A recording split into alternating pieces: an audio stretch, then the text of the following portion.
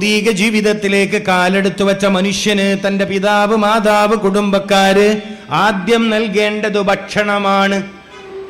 ഭക്ഷണം എന്ന് വെച്ചാൽ മധുരമുള്ള ഭക്ഷണം. മധുരം നൽകൽ സുന്നത്താണ്. ജനിച്ച കുഞ്ഞിന് മധുരം നൽകൽ സുന്നത്താണ്. സയ്യിദുനാ മുഹമ്മദുർ റസൂൽ സല്ലല്ലാഹു അലൈഹി വസല്ലമ തങ്ങളുടെ നാട്ടിലൊരു പതിവുണ്ടായിരുന്നു. ജനിച്ച കുഞ്ഞുങ്ങളെ എടുത്തിട്ട് അവരുടെ ഉമ്മമാര് അല്ലെങ്കിൽ പിതാക്കന്മാര് ജനിച്ച കുഞ്ഞുങ്ങളെ എടുത്തിട്ട് നബി സല്ലല്ലാഹു അലൈഹി വസല്ലമ തങ്ങളുടെ ഹദറത്തിൽ വരും. എന്തിന്? അവിടുത്തെ വായയിൽ വെച്ച് ചവച്ചരച്ച കാരക്കയുടെ അംശം ശ്രദ്ധിക്കണം. മുത്ത് നബി സല്ലല്ലാഹു അലൈഹി വസല്ലമ തങ്ങളുടെ ഉമനീര് കലർന്ന, പരിശുദ്ധമായ ഉമനീർ കലർന്ന, തുപ്പുനീര് കലർന്ന കാരക്കയുടെ അംശം എൻ്റെ കുഞ്ഞിന് ഭൗതിക ജീവിതത്തിലെ ആദ്യ ഭക്ഷണമായി ലഭിക്കണം എന്നാഗ്രഹിച്ചുകൊണ്ട് മദീന മുനവ്വറയിൽ, മക്കത്തുൽ മുക്കറമയിലും മദീന മുനവ്വറയിലും അറബ് സമൂഹം, സ്വഹാബി വര്യന്മാർ നബി സല്ലല്ലാഹു അലൈഹി വസല്ലമ തങ്ങളുടെ ഹദ്റത്തിൽ വരാറുണ്ടായിരുന്നു. ഇത് വലിയൊരു പാഠമാണ്. ഭൂമിയിൽ ജനിച്ചു വീണ മനുഷ്യന് ആദ്യമായി നൽകേണ്ടത് പഴങ്ങൾ കൊണ്ടുള്ള മധുരമാണ്. ഈത്തപ്പഴത്തിൻ്റെയോ കാരക്കയുടെയോ മധുരം ഈ നാട്ടിലിനി ജനിച്ചു വീഴുന്ന കുഞ്ഞുങ്ങൾക്ക് ലഭിക്കാൻ നിങ്ങൾ അവസരമുണ്ടാക്കണം. അത് സുന്നത്തുർ റസൂൽ സല്ലല്ലാഹു അലൈഹി വസല്ലം. ചില സ്ഥലത്തൊക്കെ കൽക്കണ്ടം എന്ന് പറയും. കൽക്കണ്ടം എന്താ പറയുക ഇവിടെ? അത് കൊടുക്കലുണ്ടോ? ഉണ്ടോ? അറിയില്ല. ഇവിടെ എന്താ കൊടുക്കല്? ഇവിടെ എന്താ പതിവ്? അറിയില്ല. നിങ്ങളിവിടെ അല്ലേ? വേറെ നാട്ടിൽ? എന്താ ഇവിടെ പതിവ്? പതിവേ ഇല്ലേ? ഇവിടെ പതിവേ ഇല്ലേ? അല്ലാഹുവേ, ഇവിടെ അങ്ങനെ ഇല്ലേ? അതിപ്പോൾ പെണ്ണുങ്ങളോട് ചോദിക്കേണ്ടി വരും. ഇവിടെ മധുരം ഇല്ലേ? ഉണ്ട്. അല്ലാഹു അലം. ഇല്ല. മധുരം കൊടുക്കലുണ്ട്. ഉണ്ട്. തേനോ അല്ലേ? എന്തേലും ഉണ്ട്. ഈത്തപ്പഴത്തിൻ്റെ. അപ്പം മതി, അത് പറഞ്ഞാൽ മതി. അത് കൊടുക്കണം. ഞാൻ വേറൊരു കാര്യം പറയാം. നിങ്ങൾക്ക് പറ്റുമെങ്കിൽ നിങ്ങളുടെ ഈ മഹല്ലിൽ, ഇതിൻ്റെ പരിസര മഹല്ലിൽ റാക്കിറായ, സ്വാലിഹായ, റാക്കിറായ ഒരു മനുഷ്യനുണ്ടെങ്കിൽ ആ മനുഷ്യൻ്റെ വായക്കകത്തിട്ട് ചവച്ചരച്ച ഈത്തപ്പഴത്തിൻ്റെ മധുരമാണ് കുഞ്ഞുങ്ങൾക്ക് കൊടുക്കുന്നതെങ്കിൽ ആ കുഞ്ഞ് അത്ഭുതകരമായ ആരോഗ്യമുള്ള, ബുദ്ധിശക്തിയുള്ള, ഈമാനിക ശക്തിയുള്ള ഒരാളായി വളരും. മനസ്സിലാക്കണം. അങ്ങനുണ്ട്. ചില ഗുണങ്ങൾ അങ്ങനെയാണ്. നമ്മൾ പ്രതീക്ഷിക്കാത്തതിൽ നിന്നാണ് ചില ഗുണങ്ങൾ ഉണ്ടാവുക. മുഅ്മിനീങ്ങളുടെ നാവിനും മുഅ്മിനീങ്ങളുടെ ഉമനീരിനും മുഅ്മിനീങ്ങളുടെ കൈവിരലുകൾക്കൊക്കെ ശ്രദ്ധുണ്ട്.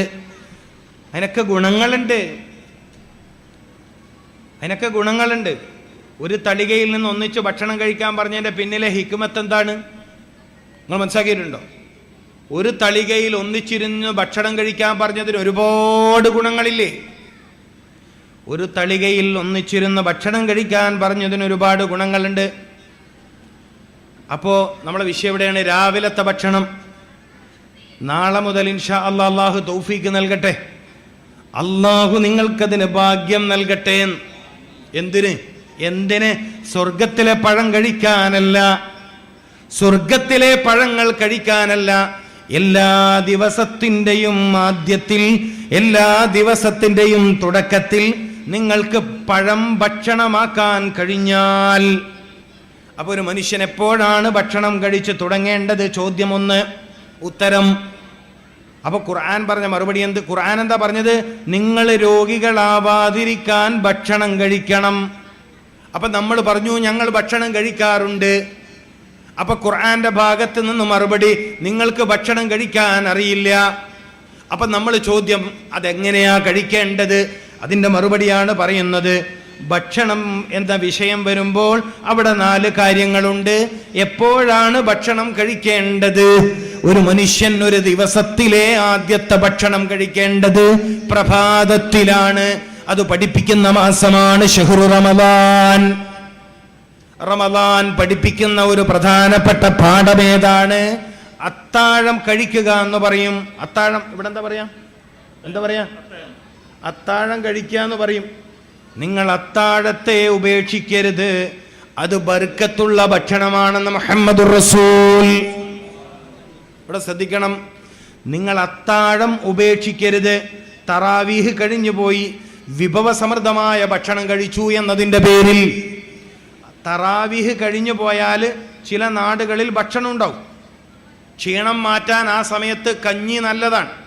മഞ്ഞളും ജീരകവും തേങ്ങാപ്പാലും ചേർത്ത കഞ്ഞി തറാവീഹ് കഴിഞ്ഞാൽ ശരീരത്തിന് ഉന്മേഷം നൽകുന്നതും വയറിന് ഉന്മേഷം നൽകുന്നതും പിറ്റേന്നത്തെ നോമ്പിന് ശരീരത്തെ സജ്ജമാക്കുന്നതുമാണ്. പക്ഷെ സാധാരണ കഞ്ഞി ആയാൽ പോരാ, വെളുത്ത കഞ്ഞി പറ്റൂല, ഇത്തിരി മഞ്ഞ കളർ വേണം. പെണ്ണുങ്ങൾക്കാണ് ഈ പറഞ്ഞു കൊടുത്തത്. അടുത്ത റമദാനെ ഓർമ്മിച്ചോട്ടെ. ഏത് റമദാൻ അല്ലേ? ആയില്ലേ, ഇനിയിപ്പോൾ 4-5 മാസമല്ലേ ഉള്ളൂ. അപ്പം റമദാനിലേക്ക് എൻ്റെ സഹോദരിമാർ ഓർമ്മിച്ച് വെക്കുക. റമദാൻ വലിയ പാഠങ്ങളാണ്. റമദാൻ നൽകുന്ന വലിയ പാഠങ്ങളിൽ ഒരു പാഠം, ഒരു മനുഷ്യൻ എപ്പോഴാണ് ഭക്ഷണം കഴിച്ചു തുടങ്ങേണ്ടത്. നിങ്ങൾ ശ്രദ്ധിക്കുക, ഒരു മനുഷ്യൻ എപ്പോഴാണ് ഭക്ഷണം കഴിച്ചു തുടങ്ങേണ്ടത്? പുലർച്ചെ 5 മണിക്ക് മുമ്പ്. സയ്യിദുനാ മുഹമ്മദുർ റസൂൽ സല്ലല്ലാഹു അലൈഹി വസല്ലമ തങ്ങൾ നമ്മെ പഠിപ്പിച്ച വേറൊരു കാര്യമുണ്ട്. അത്താഴത്തിന് ഏറ്റവും നല്ല ഭക്ഷണം പഴമാണ്. നിങ്ങൾ ശ്രദ്ധിക്കുക, നിങ്ങളിവിടെ ശ്രദ്ധിച്ചാൽ വലിയ ഗുണം കിട്ടും. ഹോസ്പിറ്റലിൽ പോകുന്നതിൻ്റെ എണ്ണം കുറയും, ശരീരത്തിൻ്റെ രോഗത്തിൻ്റെ ശക്തി കുറയും, അവയവത്തിന് ശക്തി വർദ്ധിക്കും. കുറച്ച് കാര്യങ്ങൾ ശ്രദ്ധിച്ചാൽ മതി. എല്ലാവരുടെയും നിത്യജീവിതത്തിൽ ആവശ്യമുള്ള കാര്യമാണ് പറയുന്നത്. ആർക്കും ഇത് ഉപേക്ഷിക്കാൻ കഴിയില്ല.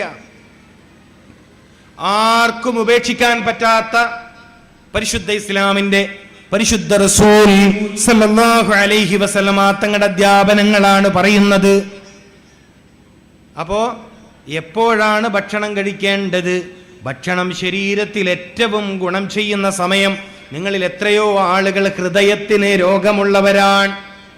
ഹൃദ്രോഗികൾക്ക് ഏറ്റവും നല്ല ഭക്ഷണങ്ങളുടെ കൂട്ടത്തിൽ ഒരു ഭക്ഷണം നേന്ത്രപ്പഴമാണ്. അജുവ കഴിക്കും പോലെ. മനസ്സിലാക്കണം, നിങ്ങൾ അജുവ എന്ന ഈത്തപ്പഴത്തെക്കുറിച്ച് കേട്ടിട്ടുണ്ടോ? ഇമാം അലി റളിയല്ലാഹു തആല അൻഹു പറഞ്ഞിട്ടുണ്ട്, ഒരു ദിവസം ഒരു അജുവയെങ്കിലും കഴിക്കണം. നമുക്ക് കിട്ടുമോ? കേരളീയർക്ക് എവിടെ അജുവ കിട്ടാൻ? കേരളീയർക്ക് എവിടെയാണ് അജുവ കിട്ടാൻ? ഇനി കിട്ടുമെങ്കിൽ തന്നെ 2500 രൂപ 3000 രൂപയൊക്കെ വില കൊടുത്ത് അജുവ വാങ്ങാൻ നമ്മൾക്ക് എല്ലാവർക്കും കഴിയുമോ? കഴിയില്ല.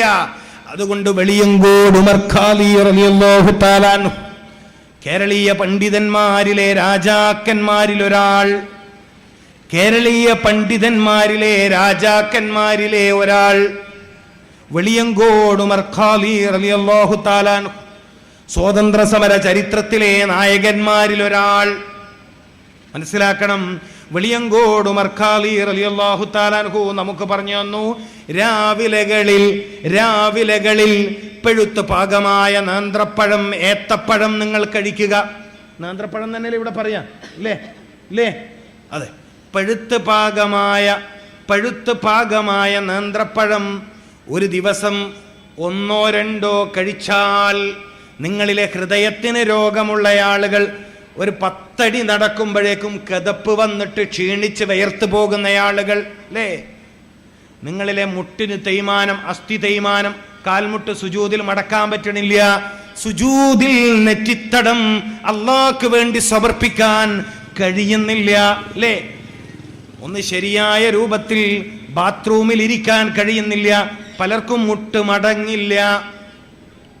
എപ്പോഴാ ഭക്ഷണം കഴിക്കേണ്ടത്? നാളെ മുതൽ നിങ്ങൾ ഈ സദസ്സിലിരിക്കുന്ന ഭാഗ്യവതികളും ഭാഗ്യവാന്മാരും സുബഹ് നിസ്കാരം അതിനു മുൻപോ അല്ലെങ്കിൽ സുബഹ് നിസ്കരിച്ച ഉടനെയോ പഴുത്ത് പാകമായ നേന്ത്രപ്പഴവും വീട്ടിലുണ്ടെങ്കിൽ ഈത്തപ്പഴവും കഴിക്കും. നിങ്ങളുടെ വീട്ടിൽ കഴിക്കാൻ ഈത്തപ്പഴം ഇല്ലെങ്കിൽ നിങ്ങളുടെ വീട്ട് പട്ടിണിയിലാണെന്ന് റസൂലുള്ളാഹി. ഈത്തപ്പഴമില്ലാത്ത വീട്, കാരക്കയില്ലാത്ത വീട് പട്ടിണിയിലാണ്, പട്ടിണിക്കാരുടെ വീടാണ്. ഞാൻ നിങ്ങളോട് ഈ സദസ്സിൽ ഒരു കാര്യം പറഞ്ഞിട്ടുണ്ട്, നിങ്ങളിൽ പലർക്കും ഭക്ഷണം കഴിക്കാൻ അറിയില്ല. എന്ന് വെച്ചാൽ അവനവന്റെ ശരീരത്തിന് ആവശ്യമുള്ള ഭക്ഷണം കഴിക്കാൻ അറിയില്ല. ഇപ്പോൾ നിങ്ങൾ ഈ നാട്ടിൽ എല്ല് രോഗമുള്ള ഒരുപാട് ആളുണ്ടാവും. അവർ ആഴ്ചയിൽ 2 ദിവസം ബീൻസ് എന്നല്ലേ പറയാം. എനിക്ക് പേടി എന്താ, ഞാൻ കണ്ണൂരിൽ നിന്ന് വരെ ബീൻസ് എന്ന് പറയില്ലേ, ആ ലൈറ്റ് പച്ച കളറിലുള്ള ആ പയർ, നീളമുള്ള സംഭവമല്ല. ഓക്കെ അല്ലേ? പിന്നെ അമര എന്ന് പേരുള്ള ഒരു പയറുണ്ട്, അമരപ്പയർ, കുറച്ച് വീതിയുള്ള അമര. എന്താ? ഇത് കഴിക്കണം. ആഴ്ചയിൽ 2 ദിവസം ബീൻസ്, ആഴ്ചയിൽ 2 ദിവസം അമര, ആഴ്ചയിൽ 2 ദിവസം ബ്രോക്കോളി എന്ന് പറഞ്ഞിട്ട് ഒരു സാധനം. നമ്മുടെ ഈ കോളിഫ്ലവറിൻ്റെ പച്ച മനസ്സിലാവുന്നുണ്ടോ? കോളിഫ്ലവർ എന്ന് പറഞ്ഞാൽ എല്ലാവർക്കും അറിയും അല്ലേ? അതിൻ്റെ പച്ച കളറിൽ വരുന്ന ഒരു വെജിറ്റബിളാണ് ബ്രോക്കോളി. അപ്പം മുട്ട് തേയ്മാനം എന്ന് പറഞ്ഞിട്ട് മംഗലാപുരത്ത് ഇടക്കടെ പോണ്ടി വരില്ല. നിങ്ങൾ കഴിച്ചു നോക്കി, നിങ്ങളിത് കഴിച്ചു നോക്കി. ഈ ക്ലാസ് നിങ്ങൾക്ക് ജീവിതത്തിൽ ഉപകാരപ്പെടും. നിങ്ങളിത് കഴിക്കുക. പക്ഷെ ഒരിക്കൽ കഴിച്ച് പിന്നെ അടുത്ത കൊല്ലമല്ല കഴിക്കേണ്ടത്. അങ്ങനെയൊരു സ്വഭാവം. ബീൻസ് കഴിക്കാൻ പറഞ്ഞ് ഈ ആഴ്ച ഏതായാലും അത് കഴിച്ചു നോക്കാം, പിന്നെ അടുത്ത ആഴ്ച കിട്ടുകയും കഴിച്ചില്ലെങ്കിൽ. അങ്ങനെയല്ല, ആഴ്ചയിൽ 2 ദിവസം. പെണ്ണുങ്ങന്മാർ ശ്രദ്ധിക്കണ്ടോ അവിടെ? പെണ്ണുങ്ങന്മാർക്ക് ഇതെല്ലാം പറഞ്ഞു കൊടുക്കേണ്ടത്. ആഴ്ചയിൽ 2 ദിവസം ബീൻസ്, 2 ദിവസം പറയും അമര അല്ലേ, അമര.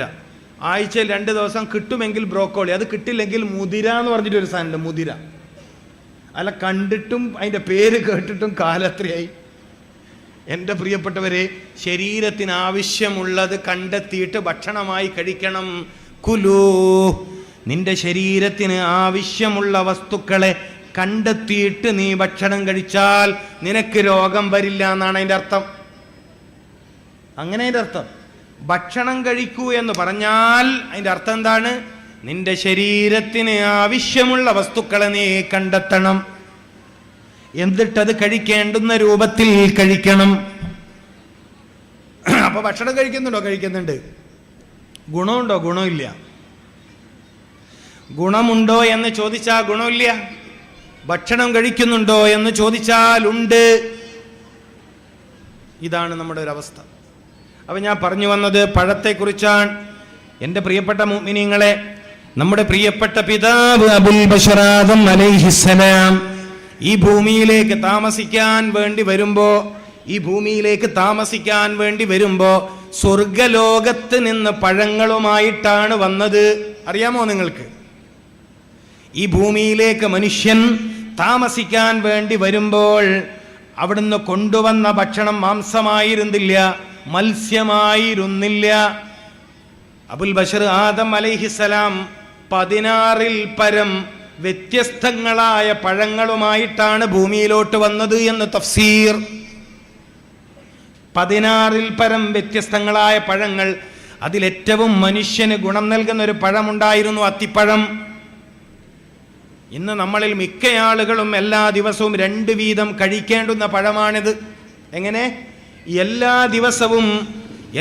ദിവസവും മിക്ക മനുഷ്യന്മാരും കഴിക്കേണ്ട ഒരു പഴമാണ് അത്തിപ്പഴം. അന്തേ നിങ്ങളിൽ പലർക്കും വയറിന് രോഗമുണ്ട്.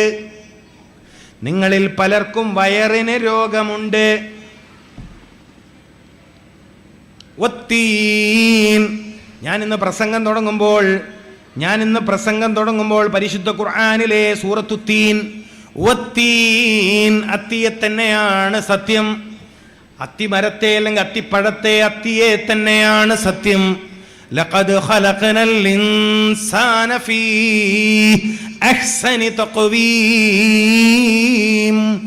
നിശ്ചയം മനുഷ്യനെ ഏറ്റവും മനോഹരമായ സ്ട്രക്ചറിൽ, ശൈലിയിൽ, അനാട്ടമിക്കലി, ഫിസിയോളജിക്കലി ഏറ്റവും ഹെൽത്ത്ഫുള്ളായ, ഏറ്റവും ആരോഗ്യപരമായ, ഏറ്റവും സൗന്ദര്യമായ രൂപത്തിലാണ് മനുഷ്യനെ നാം പടച്ചത് എന്ന് പറയാൻ ലഖദ് ഖലഖനൽ ഇൻസാൻ, നിശ്ചയം നാം മനുഷ്യനെ പടച്ചിരിക്കുന്നു ഫീ അഹ്സനി തഖ്വീം, ഏറ്റവും ചൊവ്വായ, ഏറ്റവും കരുത്തുള്ള, ഏറ്റവും മനോഹരമായ.